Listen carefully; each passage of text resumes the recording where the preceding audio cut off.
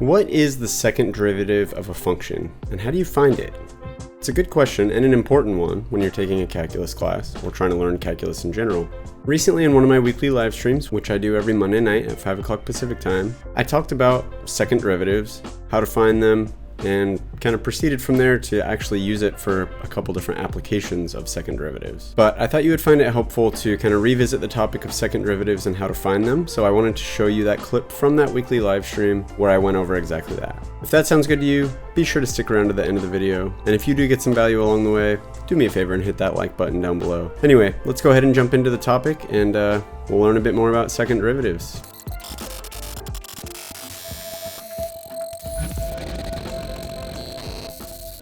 Find the intervals of concavity, inflection points, and the second derivative of this function here, h of x equals x to the fifth minus 2x cubed plus x. So when you're doing a problem like this, trying to find these three things, the first step is basically going to be to find the second derivative of your function.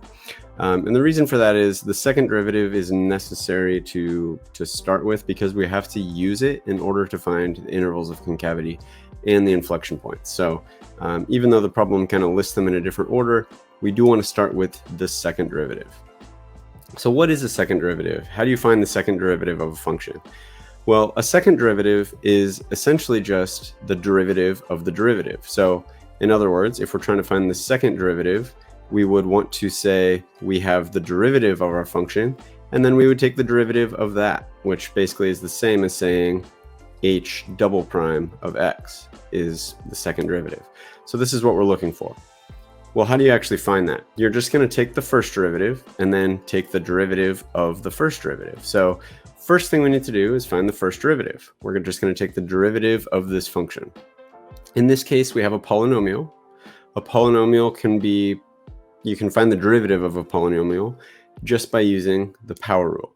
So the power rule says we're going to take our power, bring it down in front. We're basically just going to take this one term at a time. So we're going to take the 5, put it down in front, leave our base x as x, and then minus 1 from the power. 4 minus 1, or 5 minus 1 is 4. So 4 is going to be our new power. So we're going to get 5x to the fourth. And then same thing here. We're going to do the power rule. So we're going to take our 3, move it down in front, and multiply it by whatever our coefficient is. In this case, negative 2. Negative 2 times 3 is 6, or negative 6. So we're going to get minus 6x to the 3 minus 1 is 2. And then the derivative of x is just 1, so we're going to get a plus 1. So this is our first derivative. Now, like I said, to find the second derivative of a function, you just take the derivative of the derivative. So we're going to find the derivative now of this function right here, and that is going to give us our second derivative. All right, so to take the derivative of this function, again, we can just use the power rule for this first term here. So we'll move our 4 down in front and multiply it by our coefficient. So 5 times 4 is 20. Leave our x as x, and then minus 1 from the power, giving us 20x cubed. To find the derivative of this term, we can again just use the power rule. So we bring our 2 down in front. Negative 6 times 2 is negative 12. Leave our x as x, and then minus 1 from the power. 2 minus 1 is 1. Anything to the first power is just itself. So that just leaves us with 12x. And then the derivative of a constant is 0. So basically we would have a plus 0 out here. Plus 0 does not actually change the function, so I'm not even going to write that there. So here's our second derivative.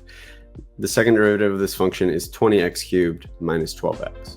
If you want to take this a little bit further and learn how to actually apply this second derivative topic that I just went over in this video in order to find inflection points and intervals of concavity, be sure to hit that subscribe button down below and that bell icon as well, because my next couple videos are going to be going over those topics. If you are watching this later on and not right when it came out, I'll come back and I'll put those videos right over there so you can go check them out at your leisure. And even if that's the case, go ahead and hit that subscribe button down below too, because I'll be coming out with plenty more calculus videos.